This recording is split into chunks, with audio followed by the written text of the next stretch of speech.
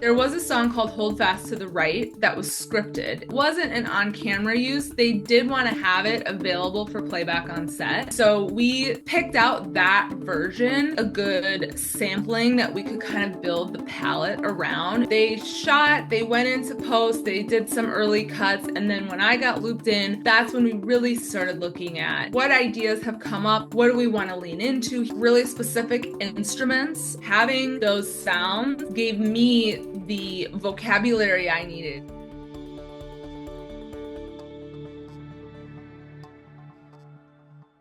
Hi, I'm Gordon Burkell from Filmmaker U. At Filmmaker U, we create courses for film professionals to deepen and diversify your existing skill set. You can learn more at filmmakeru.com, or of course follow us on Instagram at filmmaker_u.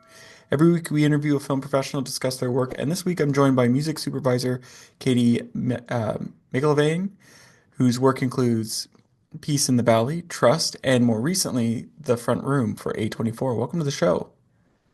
Thank you so much for having me. I guess my first question for you is how'd you get into music supervision? I just tried real hard. It's a pretty competitive industry, and a lot of people have fun little stories of, they majored in this and then just so happened to, stumble and fall over their first job. I went to college for music business, and I just tried really hard to get into sync and supervision, and it was definitely one of those things where as I was interning and trying to come up and like find a job and everything, there were offers of different things that were tangential that were presenting themselves. And so it took kind of a lot of willpower to say no to those and hold out for these kinds of opportunities because they were fewer and further between. But I'm a very stubborn person, so we got there. My friends and I would make little videos in our backyards, imitations of Indiana Jones and Star Wars. Eventually that need to tell stories became more of a technical interest and an interest in the art.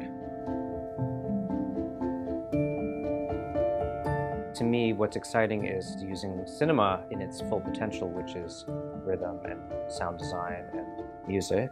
Our job is to set up expectations and then deliver on them. I'm Brian Cates, and this is my course in film editing.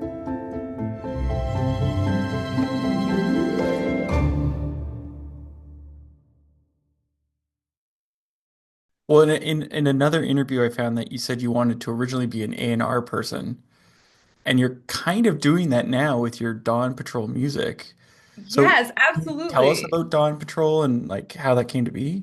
Yeah, when I was 16 and sitting at home knowing I didn't want to play music, I thought I was going to go into finance because that was the adult thing to do. And then all the adults around me were talking about their jobs and their careers and largely didn't have positive things to say, which as an adult now I understand that there's no job where you're going to. But at the time I was like, well, why don't I do something fun? I'm 16. I haven't even started yet. Why am I already dreading the career that I'm going to go into?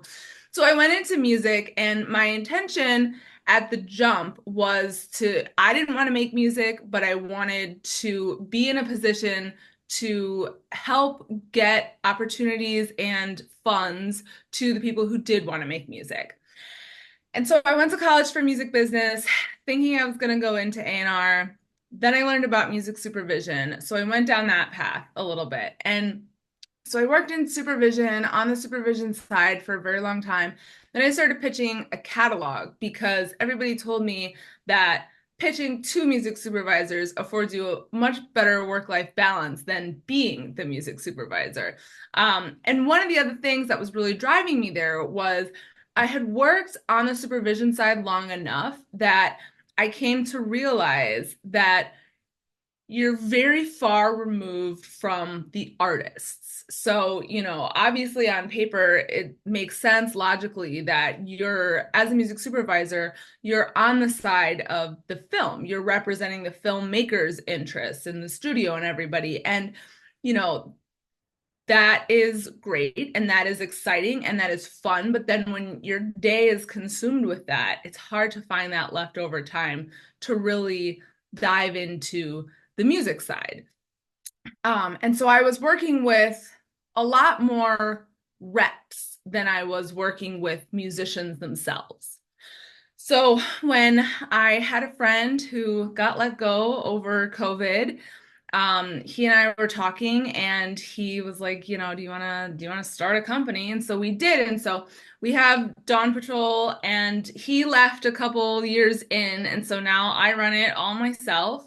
And it's exhausting and exciting, and it makes me feel so much more confident as a music supervisor now too, because I can better understand the nuances between what musicians specialize in, or are looking for, what kinds of opportunities they're excited about. And so as a music supervisor, I have such a larger pool of resources that I can pull from to get the music needs of a project met. And so that's been really exciting to try and juggle both.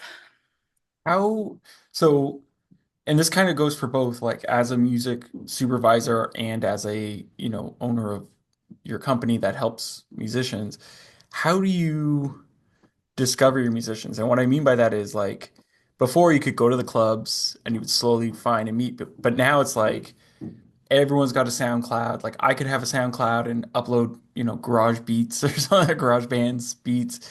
So you have to sort of weed through a lot of crap to find the good stuff. So how do you do that and still A, maintain your sanity, but also maintain your time to work on your business? Sanity's gone. In terms of the time, so one positive is that sync is very hot right now and will continue to be. And so a lot of musicians find me. They're out there looking. And so I get a lot of submissions to the Dawn Patrol website, people trying, people who are looking for sync representation. And so I have to be very discerning there, because it's so easy to be like, oh, this person has a ton of followers, or, oh, I really love that, we're both from the same hometown or something. But I have to have a pretty hard line to keep quality control. And so that's a big part of it. There is a bit of me doing outreach to musicians as well, but that can be trickier, and it reaffirms for me like why I do what I do, because when you're seeking musicians out and they are not primed to be interested in sync, they usually don't understand the rights, for one, at all, and then sort of the importance and why they should care and why they should buy in to getting all their splits in order and getting all their wave files and all their lyrics and everything. So it can be a lot of work. And so if a musician isn't already inclined to want to do that work, it's a much harder sell to convince them to be part of the catalog. So it's a little bit of a balance, of like, I don't want to just take anyone who walks in off the street, but those are easier to kind of complete the process when somebody's already excited about it. But then, you also certainly have great opportunities. A lot of my artists will get themselves on playlists or, in Instagram accounts and stuff, and I keep an eye on those, because a lot of that level of people, if my artists are already on them, then the other people who are on those lists too are probably in a similar position. So I use those a lot. And then, just word of mouth. Most musicians out there are looking to find out something about sync. So Well, I think because the whole monetary structure of the music industry shifted, they have to find, because Spotify's not paying it, the rent. absolutely, yeah. Spotify is not paying much of anything. Apple Music is paying a little bit more. Tidal is paying the best, but users don't use it, Yeah. listeners don't use it. Um, but yeah, there used to be this stigma around sync, and then the stigma kind of got broken down. And so now people are into it. But now, especially, there was such a huge boom over COVID when there was no live gigging, there was no touring, there was no, that whole income stream just dried up in an instant. And everybody really scrambled and turned to sync. And so you're seeing the sync industry grow, and sort of figure out, everybody's offering some new thing, and everybody wants to talk about AI, and there's a lot going on, but we're kind of a little ragtag industry. So we're really just kind of figuring it out as we go too. It's not a super there's no regulation, like there's no oversight or anything. So it's a lot of people who are creative and trying to get in there and make their way for themselves and for their company, for their artists. And so it's I think it's exciting because there's unlimited, not unlimited, but there's a lot of potential to have different business models and be inspired by different people. And at the end of the day, most people are trying to help musicians, which circles back around to the whole reason I got into the industry. So I want to jump to your supervision work on The Front Room. So I'm wondering, how did you get involved with that film initially? So I had worked on several films with the post supervisor, Justin Scutieri. So when this script came along, they had originally had a couple on cameras scripted. So responsibly, I love it. They called the music supervisor in pre-shooting. It was all, script pre-production phases. Love it when a music supervisor can get looped in that early. And so we just kind of went from there. What's interesting to me, I don't know. Well, actually, I guess this would be a question for you then. Like, because there's some older songs in there, or like older sounding songs. Like, how many songs were, you know, quite old, and you had to sort of figure out where things were, and how many were sort of redone or recomposed for more modern days? We had the opening credits were a modern recording um of a classical piece. And then there was a an AirPod source that was contemporary rock music, and pretty much everything outside of that was pretty period. Um, Not too strict on the decades. Some projects will strictly say, like, we don't want to hear anything that was released after this year. Um, or X year, not this year. But this wasn't so much about the year specifically as it was about the sound. And so just finding things that worked for the sound that the directors were really interested in could kind of come from anywhere. But they wanted to sort of stay in that sonic world. Well, and it's interesting because you mentioned the opening one, and that's got like a theremin in it and like different sounds. So when you're meeting with the directors and going through the script, what were the discussions like? Like, did they have specific instruments they were looking for? Like, what was that like? So when we got the script, they didn't have specific instruments that were part of the conversation. There was a song called Hold Fast to the Right that was scripted. And while it wasn't an on-camera use, they did want to have it available for playback on set. And so we picked out that version very early on. And it was really a good sampling that we could kind of build the palette around in terms of instrumentation.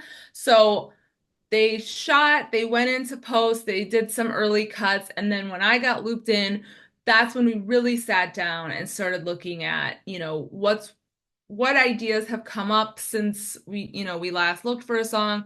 What do we want to lean into here? And we did drill down on some really specific instruments, which the instruments themselves don't necessarily land in the final product, but having those sounds gave me the vocabulary I needed to go out to all the sync reps and labels and publishers and say, we're looking for songs that have this lyrical content. And when I can describe that, we're looking for something with this kind of sound and these instruments work really well, I can kind of determine, do I only want them to send me ideas that will be clearable for the fee and specifically have these instruments? They don't have this instrument, I don't want to hear it. Or say, this is a good jumping off point, but anything you have that makes it sound a little weird, a little spooky, which the theremin does great, and so we love it. But if you have something else that accomplishes that same creative goal, we'll look at that too. And so we kind of came in with those instruments in mind and left it open. And so, it wasn't like 13 songs full of theremin, but it was sprinkled in there quite a bit. Probably one of the smartest things I've ever done for my career. It gave me all the tools that I needed to be able to jump into a new career. Getting myself into a mindset, thinking like an editor, being around people that I can talk to on that level was really invaluable to me. A lot of the things that I learned from that class, I still think about. I loved the classroom. I loved the computer stations. We built a sense of community. And it also instills a lot of confidence in you to take that and go out into the world. After I took the class, I felt very prepared to take the next step. I owe Manhattan Workshop the career that I have right now. Things have been going great, and I really have the Manhattan Workshop to thank for that. It sounds, because you're talking to other people to get like who's on their roster or what sounds they have. Is there like a music database that you go through? Nothing. No, it's all relationship based. It's Yeah. all your network. So who I work with is based on who I've met and who I have contact info for, who I've worked with in the past, and so it comes down to, me kind of deciding which catalogs are going to be right, which might have this sound, which might not, who's going to play ball in our budget ballpark. There were a lot of scenes and they didn't have the same needs every time. So we did do a big general search for things that could work for the whole film. And then we kind of tried things, but then you get into specifics and start saying, well, in this scene, we really want this song, have to have it at all costs. So then it comes down to me going to the labels and publishers and trying to negotiate the permissions, and the fee and the rights and everything in order to use that. And then in other scenes, it came down to, well, this isn't as big a priority. Let's try and save some money here. So then I go back and try and figure out what we can do at, we let the budget drive that selection a little bit more, but it's just kind of a balance. And so we did like a big general thing. And then, scene by scene from there, we kind of figured out what was working, what needs a little bit more fine tuning. Now, you've worked in commercials and trailers and what have you. I would love to know, what was the weirdest musical request for you got? Gosh, well, it wasn't music. That's what made it weird. I was working for a trailer house and we were working on a trailer for one of the Hangover movies, and they asked us to find a giraffe sound because they wanted to use a scene where they drove under an underpass and a giraffe's head got cut off. So I spent a good half a day just like Googling nature videos of like YouTube videos of giraffes, because giraffes don't really make a sound, as it turns out. So eventually they got the editor involved and they found some appropriate sound effects that could accomplish their goal, but they did try and have that land on our plate first. Wow. Yeah, I was gonna say, you think the first stop would have been editor or sound team, but I think they tried that and like didn't find what they were looking for, so they wanted all hands on deck or something. I don't know. were there any like difficult songs to sort of source in this film or to track down?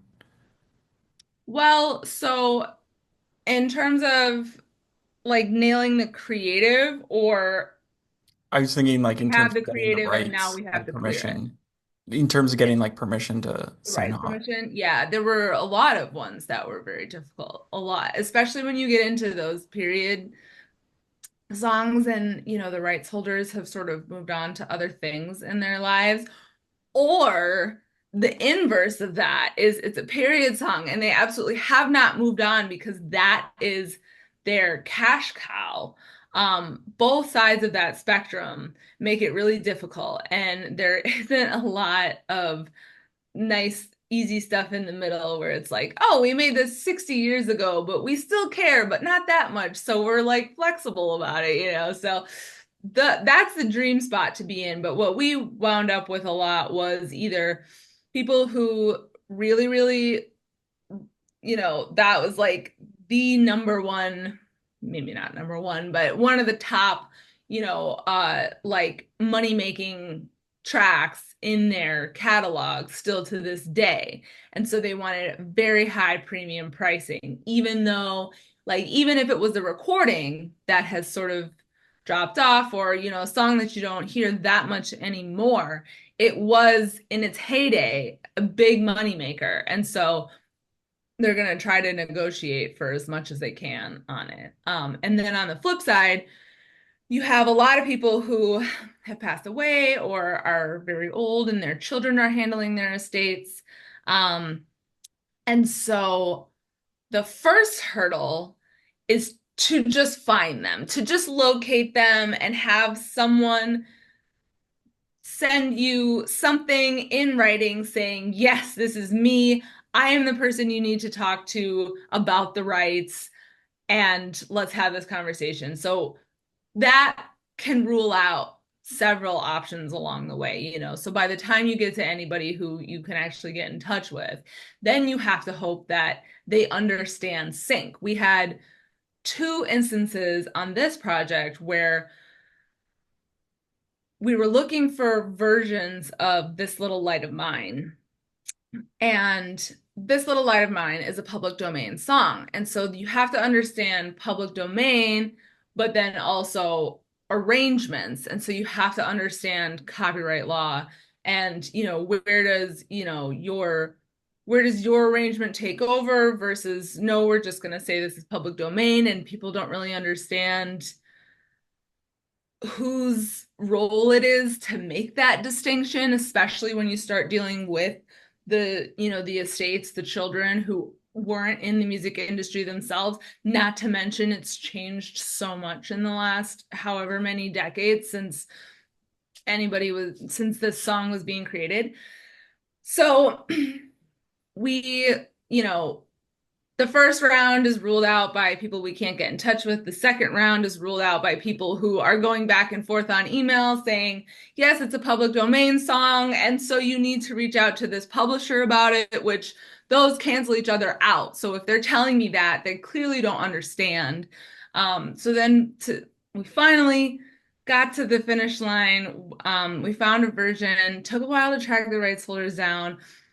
But I finally found the son of the original arranger and band leader, and he was in his late 60s, but he lives in Nashville and works in the music industry, so he understood.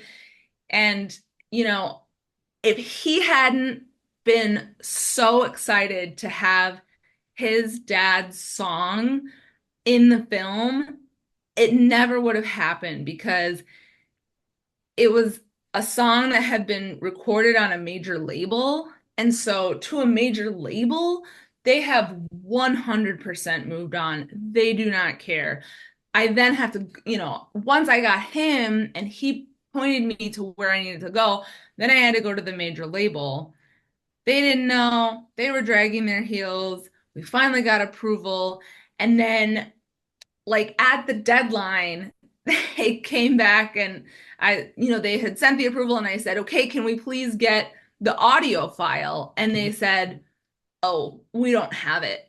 Like, how am I supposed to license a song from you that you don't have? And so we again had to go back to the son, and he had to provide the label, the audio that they owned and were not going to pay him for. And so that they could give us permission to use that version. Like, I can't just go to him and say, oh, you have it, let me get it from you.